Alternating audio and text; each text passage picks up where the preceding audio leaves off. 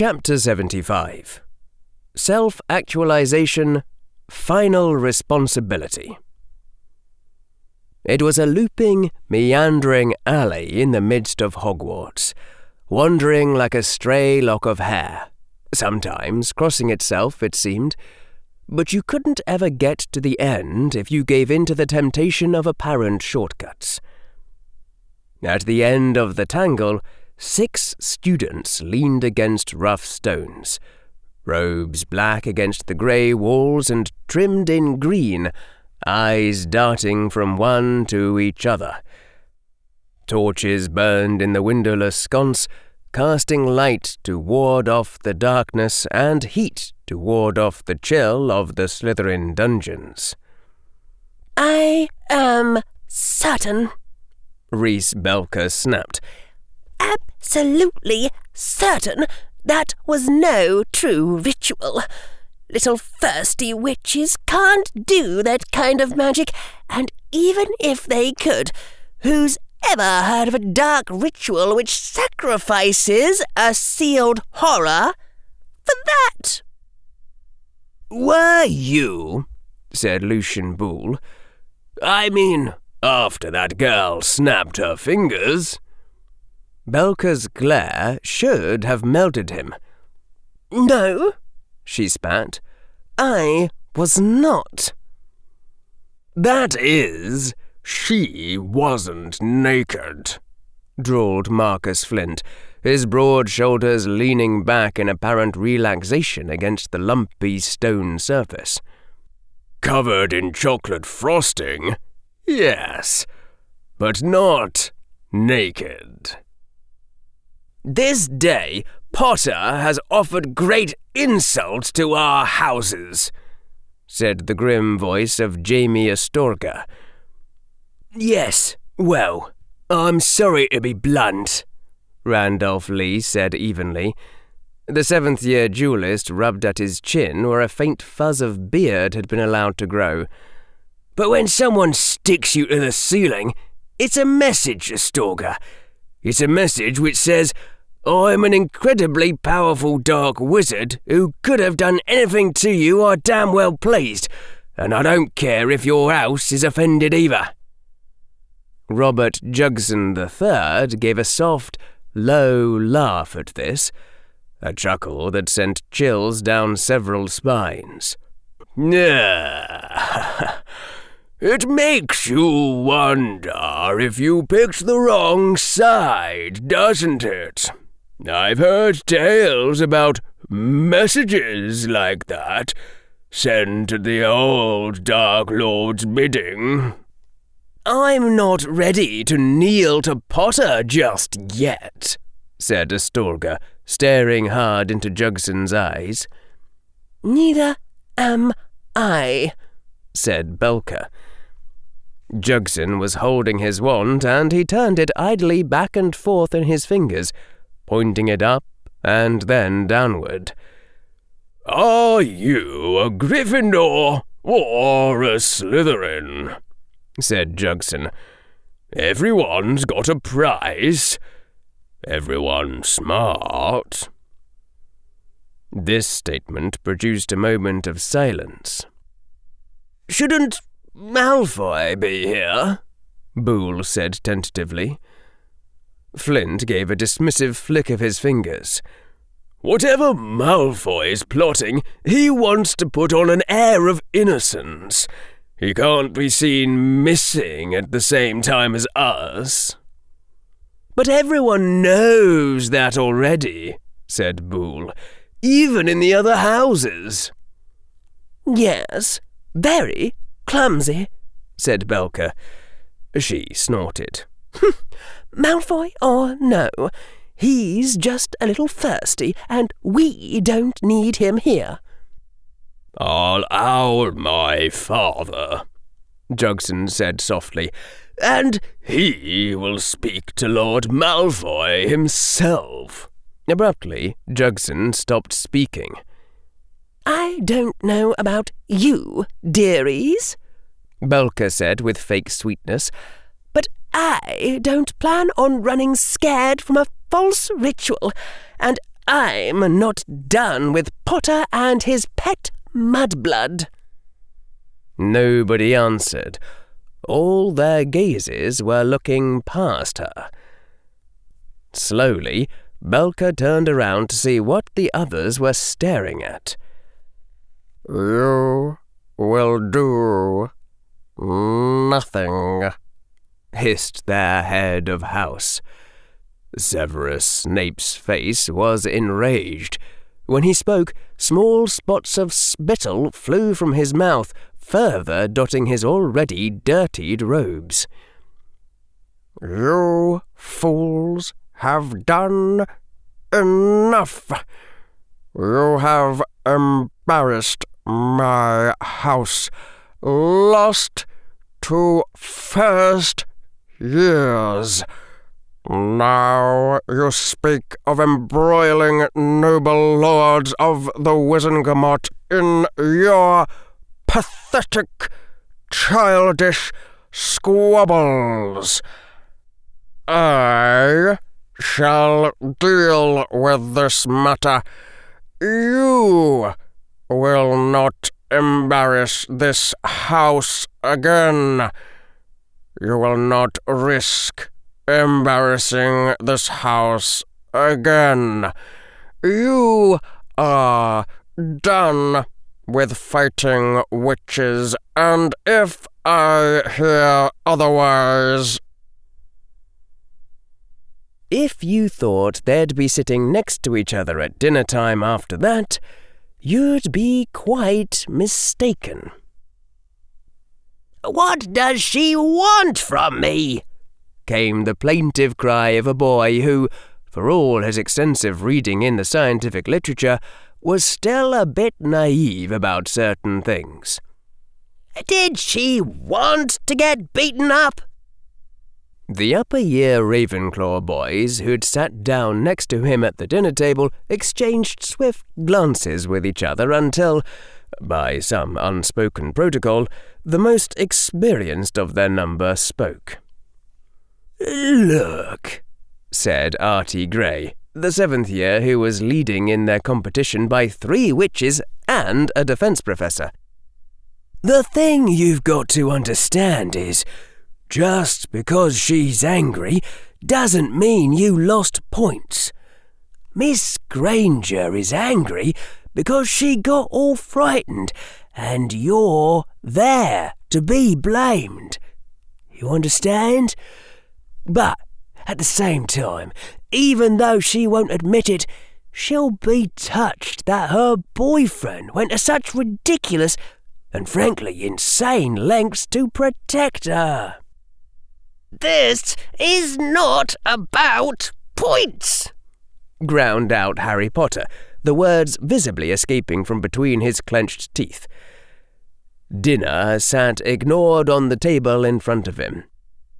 "This is about justice, and I am not her boyfriend." This was met by a certain amount of sniggering from all present.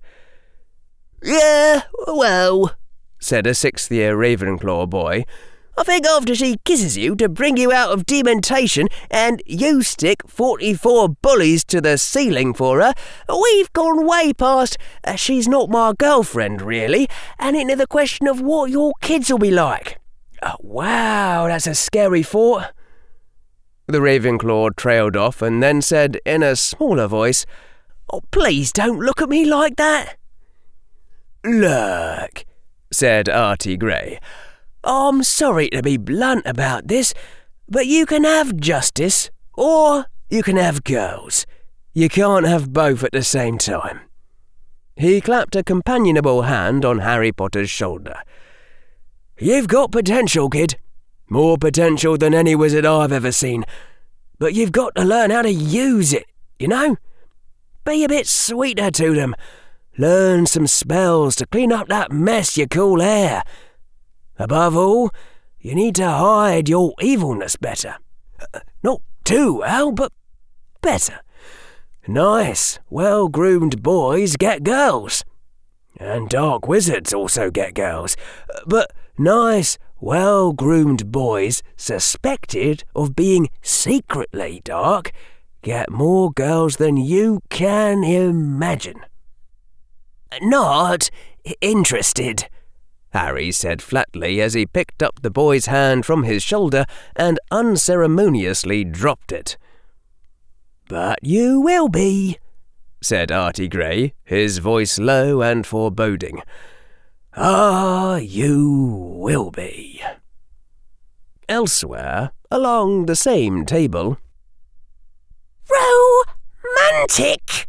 shrieked Hermione Granger so loudly that some of the girls next to her winced. "What part of that was romantic?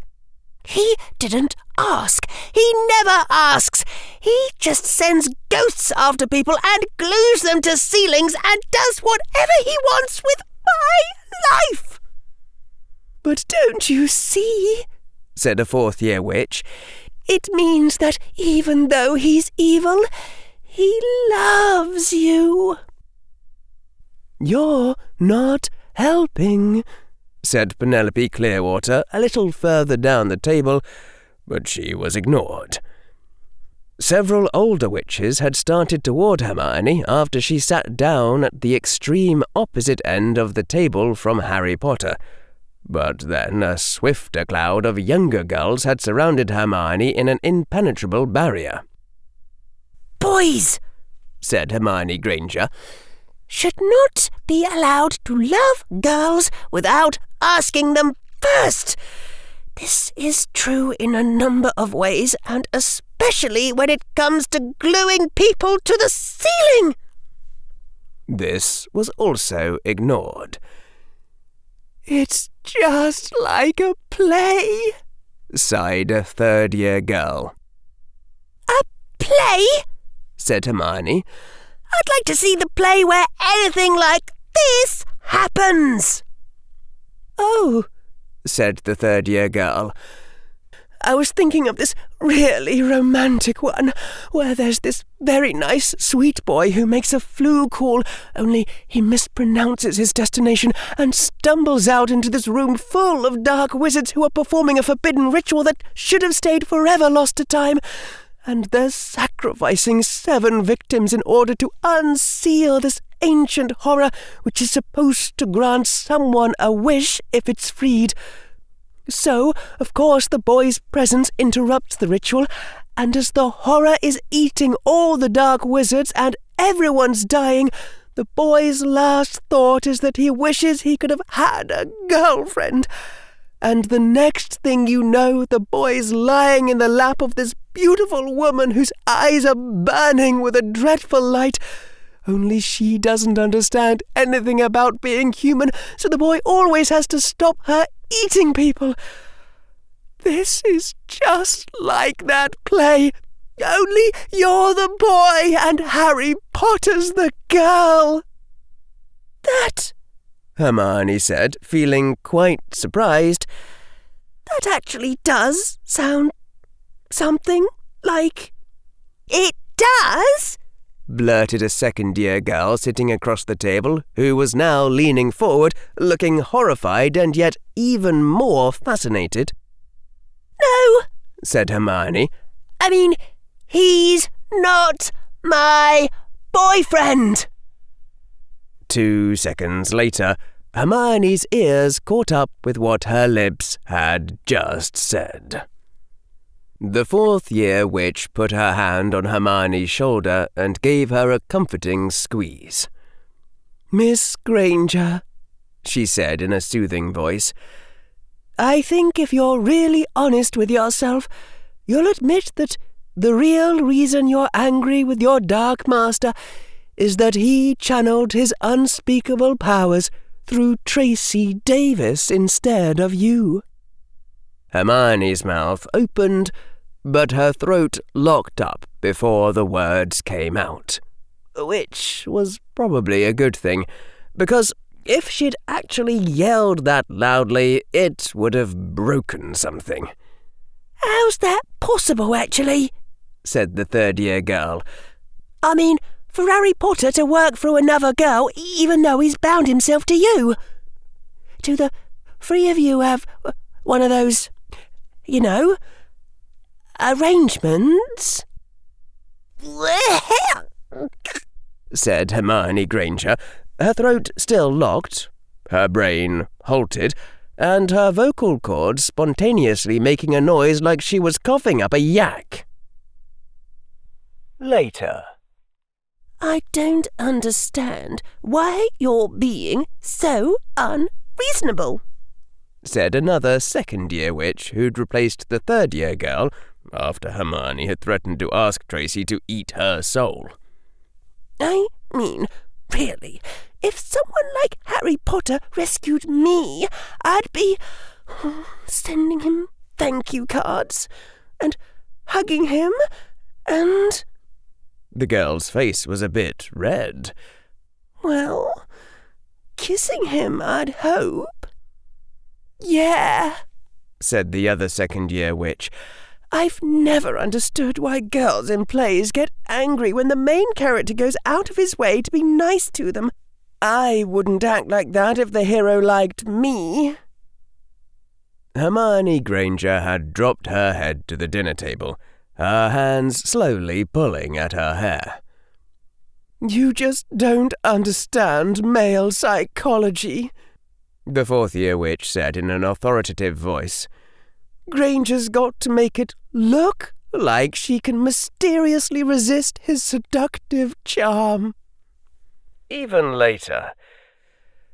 And so, before long, Hermione Granger had turned to the only person left she could talk to, the only person guaranteed to understand her point of view. "They're all mad," said Hermione Granger as she strode vigorously toward Ravenclaw Tower, having left dinner a bit early. "Everyone except you and me, Harry. I mean, everyone except us in this whole school of Hogwarts. They're all entirely mad. And Ravenclaw girls are the worst. I don't know what Ravenclaw girls go reading when they get older, but I'm certain they ought not to be reading it. One witch asked me if the two of us had soul bonded, which I'm going to look up in the library tonight, but I'm pretty sure has never actually happened." "I don't even know a name for this kind of fallacious reasoning," said Harry Potter. The boy was walking normally, which meant he often had to skip forward a few steps to match her own indignation-fueled speed. "I seriously think if it was up to them, they'd be dragging us off this minute to get our names changed to Potter, Evans, Verres, Granger. Saying that out loud makes me realise how awful it sounds." "You mean your name would be Potter, Evans, Verres, Granger, and mine would be Granger, Potter, Evans, Verres," said Hermione. "It's too horrible to imagine." No," said the boy. "House Potter is a noble house, so I think that name stays in front." "What?" said Hermione indignantly.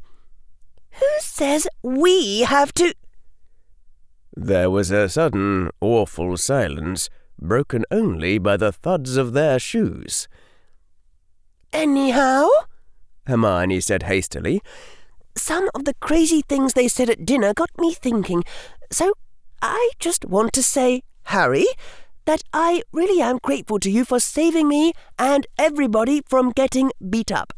And even though some parts of this afternoon upset me, I'm sure we can just talk about it calmly." "Ah," Harry said with a faint and tentative smile, his eyes showing a mixture of befuddlement and apprehension. "That's good, I guess." To be specific, there'd been the fourth-year witch explaining that, since Harry was the evil wizard who'd fallen in love with Hermione, and Hermione was the pure and innocent girl who would either redeem him or get seduced by the dark arts herself, it followed that Hermione had to be perpetually indignant at anything Harry did, even if it was him heroically saving her from certain doom, just so that their romance wouldn't resolve itself before the end of Act 4. And then Penelope Clearwater, who Hermione had really thought was smarter than that, had remarked in a loud voice that for identical reasons it was impossible for Hermione to just go over and talk sensibly with Harry about why she was feeling hurt. And anyway, dark wizards were attracted to passionate defiance in women, not logic. This was the point at which Hermione had shoved herself up from the benches, stomped furiously over to where Harry was sitting, and asked him in a reasonable voice if the two of them could go for a walk and sort things out. "So, in other words," Hermione said in her calmest voice ever, "you're not really in trouble with me. I'm still talking to you. We're still friends, and we're still studying together. We're not having a fight. Right?" Somehow, this only seemed to increase Harry Potter's apprehension. "Right," said the boy who lived. "Great," said Hermione. "So, have you worked out why I was upset, Mr. Potter?" There was a pause. "You wanted me to keep out of your affairs?" Harry said cautiously.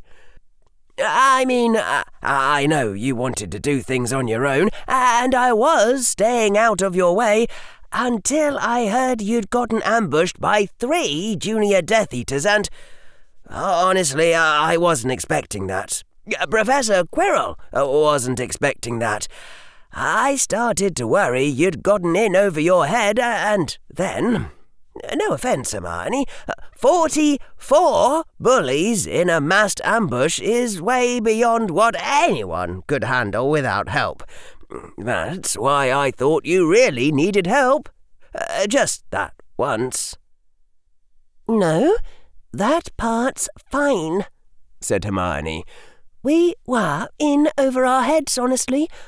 Please guess again, Mr. Potter." Said Harry. "What Tracy did, startled you?" "Startled me, Mr. Potter?" There might have been a touch of acidity in her voice. "No, Mr. Potter, I was scared. I was frightened. I wouldn't want to admit to being afraid of just dragons or something. People might think I was cowardly. But when you can hear distant voices crying, 'Tekalili! Tekalili!' and there's pools of blood seeping out from under all the doors, then it's okay to be scared." "I am sorry," Harry said with what sounded like genuine regret. "I thought you'd realize it was me." "And the reason we all got scared like that, Mr. Potter, was that you didn't ask first." Despite her intentions, Hermione found her voice was rising again. "You should have asked me before you did something like that, Harry. You should have said very specifically, 'Hermione, can I make blood come out from under the doors?' It's important to be specific when you're asking about that sort of thing." The boy rubbed the back of his neck as he walked.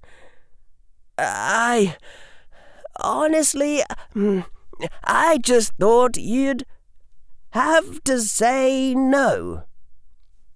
"Yes, Mr. Potter, I could have said no. That's the whole point of asking first, Mr. Potter." "No, I mean, you'd have had to say no, whether or not it was what you really wanted. And then all of you would have gotten beaten up, and it would have been my fault for asking first." Hermione's eyebrows went up in a bit of surprise, and she kept walking for a few steps while she tried to understand this. "What?" she said. Well," the boy said a bit slowly. I mean, you're the Sunshine General, aren't you?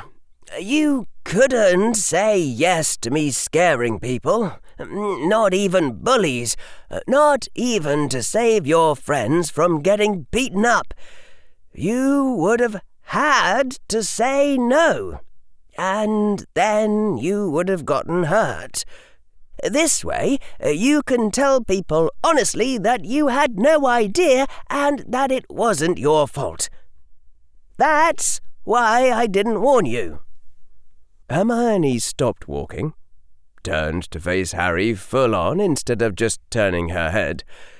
Her voice was very careful, even as she said, "Harry, you've got to stop coming up with clever reasons for doing stupid things." Harry's eyebrows flew up. After a moment, he said, "Look, I know what you mean, of course, but there's still the question of whether it actually is a good idea, not just a clever one." "I understand why you did what you did today," Hermione said. "but I want you to promise that from now on, you'll ask me first. Always, even if you can come up with a reason why you shouldn't." There was a pause that stretched, and Hermione could feel her heart sinking. "Hermione," Harry started to say. "Why?" The frustration burst out into her voice. "Why is it so awful? All you have to do is ask." Harry's eyes were very serious. "Who in Spew do you try the hardest to defend, Hermione? Who are you most afraid for when you fight?"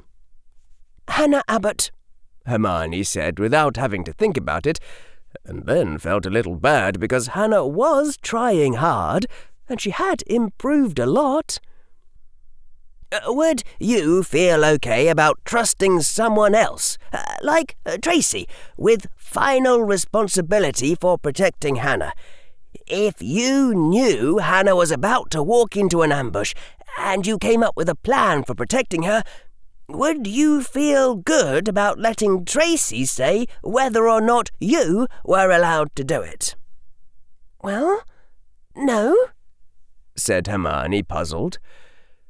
The green eyes of the boy who lived were steady on hers.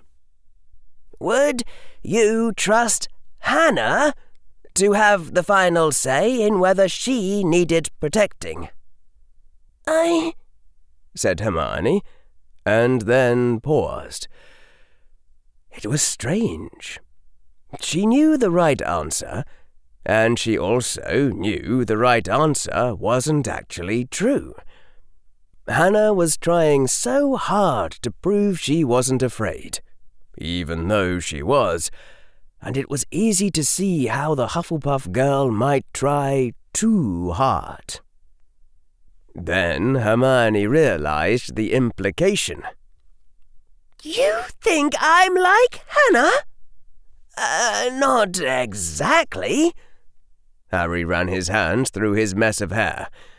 "Listen, Hermione, what would you have suggested doing if I'd warned you about an ambush by 44 bullies?"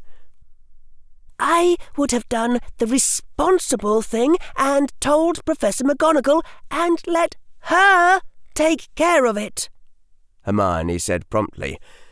"And then there wouldn't have been darkness and people screaming and horrible blue light."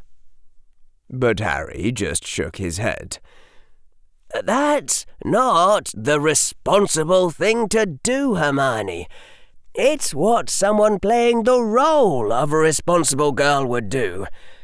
Yes, I thought of going to Professor McGonagall, But she would have only stopped the disaster once.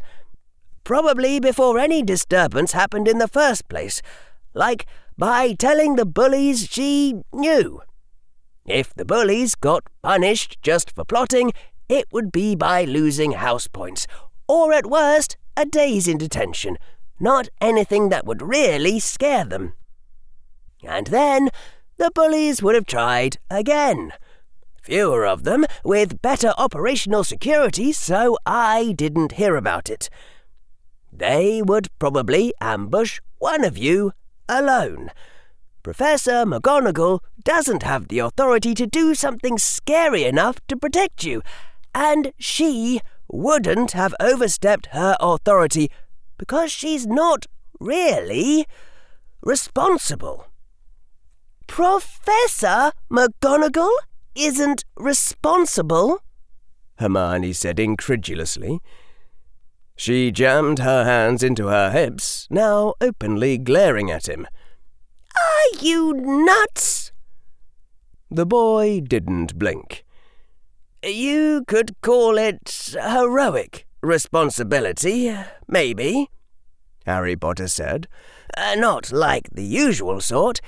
It means that whatever happens, no matter what, it's always your fault. Even if you tell Professor McGonagall she's not responsible for what happens. You are. Following the school rules isn't an excuse. Someone else being in charge isn't an excuse. Even trying your best isn't an excuse. There just aren't any excuses. You've got to get the job done, no matter what. Harry's face tightened. That's why I say you're not thinking responsibly, Hermione. Thinking that your job is done when you tell Professor McGonagall. That isn't heroine thinking. Like Hannah being beat up is okay then, because it isn't your fault anymore. Being a heroine means your job isn't finished until you've done whatever it takes to protect the other girls permanently. In Harry's voice was a touch of the steel he had acquired since the day Fawkes had been on his shoulder. You can't think as if just following the rules means you've done your duty. I think, Hermione said evenly, that you and I might disagree about some things, Mr. Potter. Like whether you or Professor McGonagall is more responsible, and whether being responsible usually involves people running around and screaming, and how much is a good idea to follow school rules. And just because we disagree, Mr. Potter, doesn't mean that you get the final say. Well, said Harry, you asked what was so awful about having to ask you first, and it was a surprisingly good question, so I examined my mind, and that's what I found. I think my real fear is that if Hannah is in trouble and I come up with a way to save her that seems weird or dark or something, you might not weigh the consequences to Hannah. You might not accept the heroine's responsibility of coming up with some way to save her somehow, no matter what. Instead, you'd just carry out the role of Hermione Granger, the sensible Ravenclaw girl, and the role of Hermione Granger automatically says no, whether or not she has a better plan in mind. And then 44 bullies will take turns beating up Hannah Abbott, and it'll all be my fault because I knew, even if I didn't want reality to be that way, I knew that was how it would go. I'm pretty sure that was my secret, wordless, unutterable fear. The frustration was building up inside her again. It's my life!" Hermione burst out. She could imagine what it would be like with Harry messing with her all the time, constantly inventing justifications not to ask her first and not to listen to her objections. She shouldn't have to win an argument just to... "There'll always be some reason. You can always say I'm not thinking right. I want my own life. Otherwise, I'll walk away. I really will. I mean it, Harry." Harry sighed. "This is exactly where I didn't want things to end up. And here we are. You're afraid of just the same thing I am, aren't you? Afraid that if you let go of the steering wheel, we'll crash." The corners of his lips twisted, but it didn't look like a real smile. "That's something I can understand." "I don't think you understand at all," Hermione said sharply. "You said we'd be partners, Harry." That stopped him. She could see it stop him. "How about this?" Harry said at last. "I'll promise to ask you first before I do anything that could be interpreted as meddling in your affairs. Only you've got to promise me to be reasonable, Hermione. I mean really, genuinely. Stop and think for 20 seconds first. Treat it as a real choice.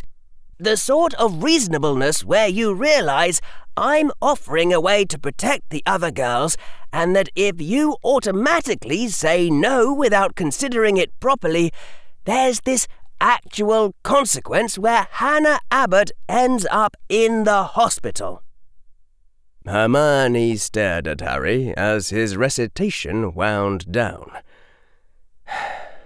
"Well," said Harry, "I shouldn't have to make promises," she said, "just to be consulted about my own life."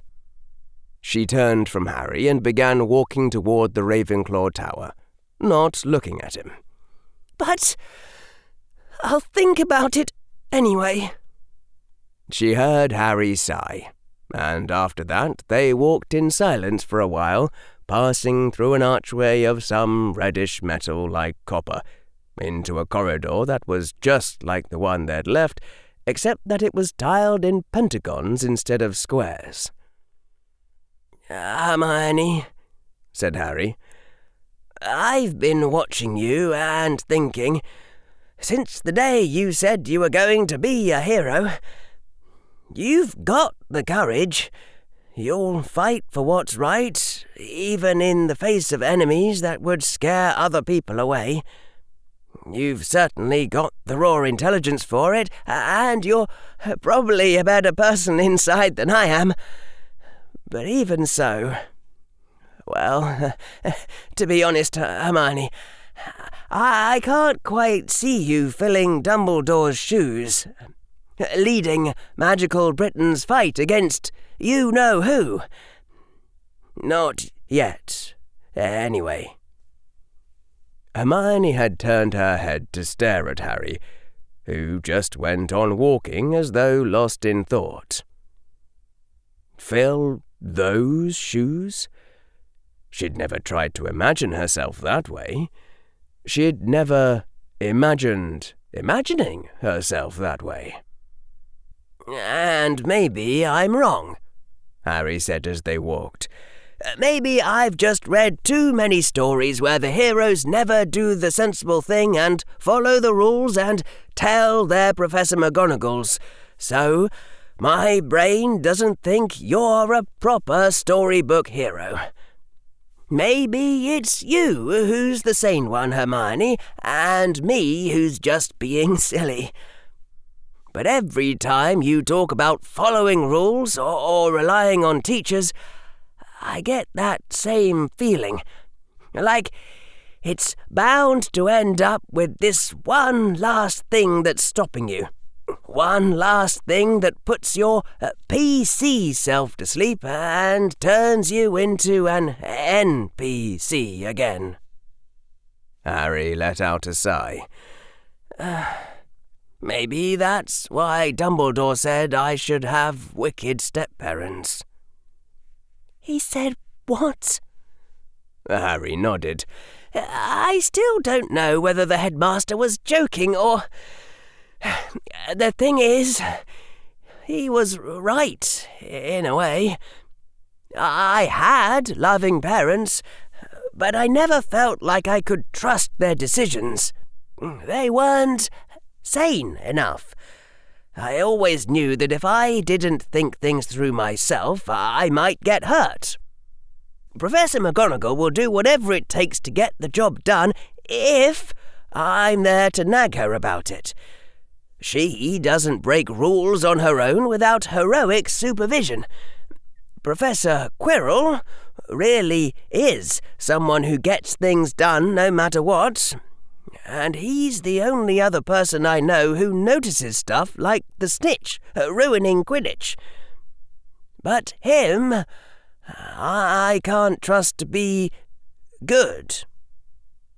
Even if it's sad, I think that's part of the environment that creates what Dumbledore calls a hero.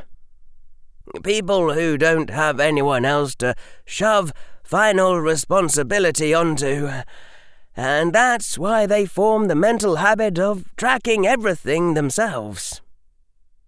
Hermione didn't say anything to that, but she was thinking back to something Godric Gryffindor had written near the end of his very short autobiography. Briefly, and without any explanation, because the scroll had been meant to be copied by hand, centuries before the Muggle printing press had inspired wizards to invent the reading-writing quill. "No rescuer hath the rescuer," Godric Gryffindor had written. "No lord hath the champion, no mother and no father, only nothingness above." If that was the price of being a hero, Hermione wasn't sure she wanted to pay it.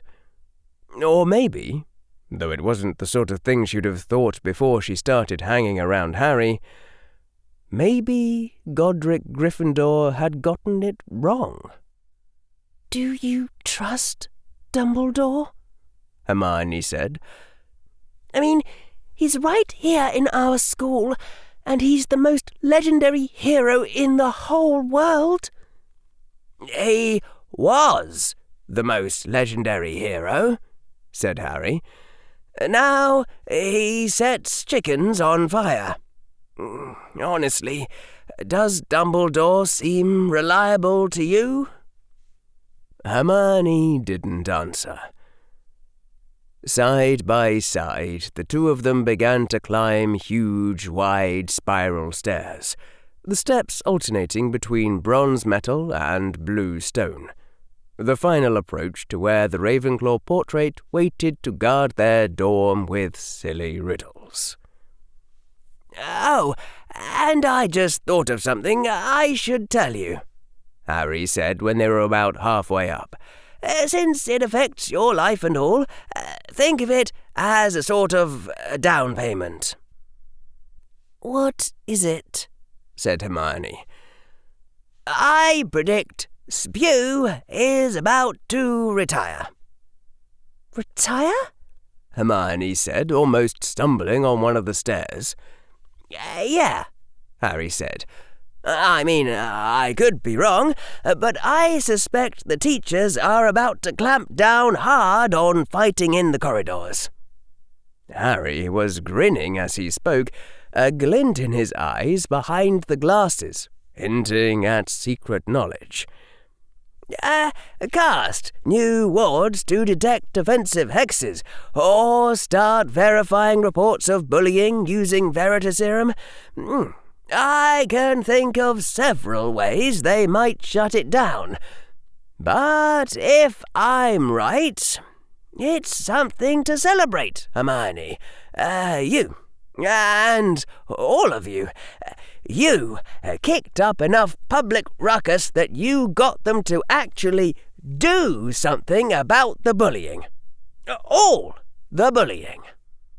Slowly, then, a smile began to creep up her lips, and as she reached the top of the stairs and began walking toward the Ravenclaw portrait for her riddle, Hermione felt rather lighter on her feet, a wonderful lifting feeling spreading through her like she'd been pumped full of helium. Somehow, despite all the effort the 8 of them had put in, she hadn't expected that much. She hadn't expected it to actually work. They'd made a difference. It was the end of breakfast time on the next morning.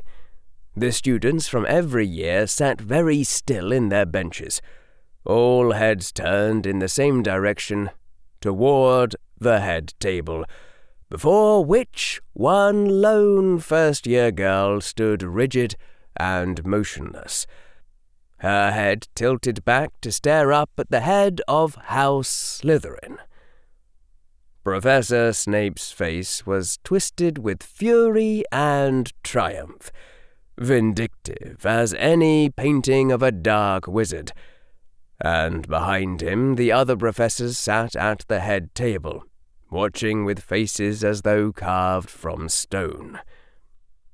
"Permanently disbanded," spat the potions master. "Your self-proclaimed society is outlawed within Hogwarts by my decision as a professor. If your society or any member of it is discovered fighting in the hallways again, Granger, you will be personally held responsible and expelled by me from the Hogwarts School of Witchcraft and Wizardry." That first-year girl stood there, before the head table where she'd been called before only to receive commendations and smiles. Stood there, with her spine held tall and upright in its curve like a centaur's bow, giving nothing to the enemy. That first-year witch stood there, with all tears and anger bottled up, her face still, nothing changing of her outward appearance, while something slowly broke inside her. She could feel it breaking. It broke further when Professor Snape gave her 2 weeks' detention for the crimes of violence in school, sneering with the contemptuous face he'd shown them all on the first day of potions, and with a little twist in the corner of his smile that said the potions master knew exactly how unfair he was being. Whatever it was inside her cracked all the way through, from top to bottom, when Professor Snape took 100 points from Ravenclaw. It ended then, and Snape told her she was dismissed. She turned around and saw that at the Ravenclaw table, Harry Potter was sitting still in his place. She couldn't see his expression from here. She saw his fists on the table, but she couldn't see if they were clenched white like her own. She had whispered to him, when Professor Snape had called her, that he wasn't to do anything without asking first. Hermione wheeled back again to look at the head table just as Snape was turning away from her to resume his place. "I said you're dismissed, girl," said the sneering voice, but there was a pleased smile on Snape's face, like he was waiting for her to do something. Hermione strode forward another 5 steps toward the head table and said in a breaking voice, "Headmaster?" Utter silence filled the great hall. Headmaster Dumbledore said nothing. Didn't move. It was as if he too were just carved from stone. Hermione turned her gaze to look at Professor Flitwick, whose head, barely visible above the table, seemed to be staring down into his lap. Beside him, Professor Sprout's face was very tight. She seemed to be forcing herself to watch, and her lips were trembling, but she said nothing. Professor McGonagall's chair was empty. The deputy headmistress hadn't shown up to breakfast that morning. "Why aren't any of you saying anything?" said Hermione Granger. Her voice was trembling with the last of her hope, the last desperate reach for help from that place inside her. "You know what he's doing is wrong." 2 more weeks' detention for insolence," Snape said silkily. It shattered. Hermione looked at the head table for a few seconds longer, at Professor Flitwick and Professor Sprout, and the empty place where Professor McGonagall should have been. Then Hermione Granger turned and began walking toward the Ravenclaw table. There was a babble of voices starting up as the students came unfroze from where they'd sat. And then, as she was almost to the Ravenclaw table, the dry voice of Professor Quirrell cut through everything, and that voice said, 100 points to Miss Granger for doing what is right. Hermione almost fell over her own feet, and then she continued forward, even as Snape shouted something furious, even as Professor Quirrell leaned back in his chair and began to laugh, even as Dumbledore's voice was saying something she didn't catch, and then she was sitting down at the Ravenclaw table again next to Harry Potter. Harry Potter was frozen beside her. He looked like someone who didn't dare move. "It's all right," her voice said to him, automatically, without there being any choice or thought involved, although really it wasn't all right at all. "But can you see if you can get me out of Snape's detentions, like you did yourself that time?" Harry Potter nodded, a single jerky motion of his head. "I," said Harry,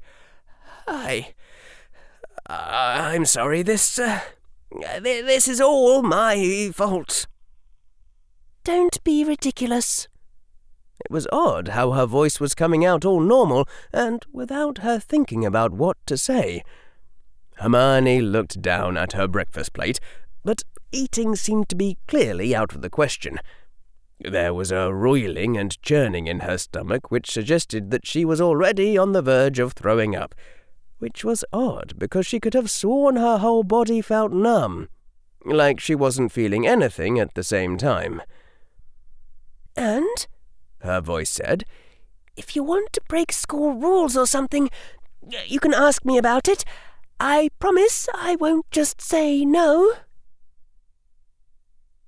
Non est salvatori salvator, neque defensori dominus, nec pater nec mater, nihil supernum. Godric Gryffindor, 1202 CE.